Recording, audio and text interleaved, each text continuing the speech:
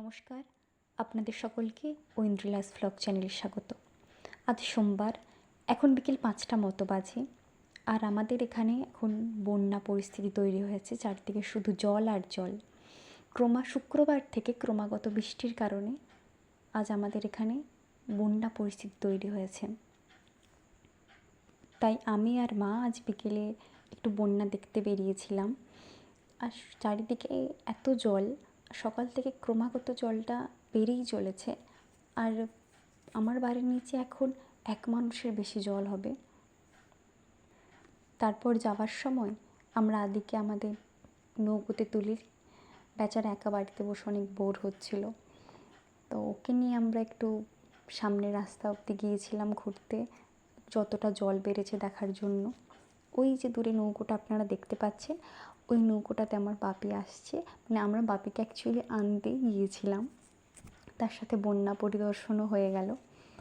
তারপর আমরা একটু এই সাইডে ঘুরে মার্কেটের দিকে ঘুরে দেখলাম যে কতটা জল হয়েছে। আর এই যে দেখছেন প্যান্ডেল হয়েছে মা দুর্গার জন্য, কিন্তু বন্যা পরিস্থিতির জন্য জানি না পুজো হবে কি হবে না।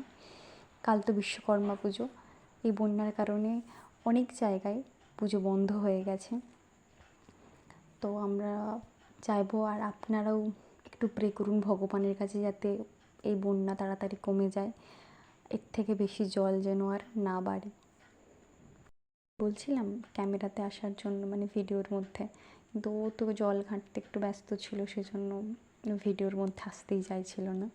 যাই হোক, যদিও বন্যার জল ঘাঁটতে আমি একদমই পছন্দ করি না, জাস্ট এটা ভিডিও করার জন্য করলাম। সবাইকে বলবো সকলে সুস্থ থাকুন, ভালো থাকুন আর সাবধানে থাকুন। আর আমার এলাকাতে যারা বাস করেন, মানে যারা এরকম বন্যা পরিস্থিতির মধ্যে আছেন, তাদের সকলকে বলবো আপনারা একটু সাবধানে আর সতর্ক থাকুন।